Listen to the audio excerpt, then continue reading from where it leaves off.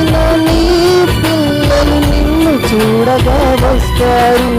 దూరము భారము అనుకోకుండా నిన్ను చూసి వెళతారు. నీ తండ్రిని చూచుటకు పరలోకం చేరుటకు తప్పిపోయిన కుమారుడా తప్పు దిద్దుకొని రావయ్యా.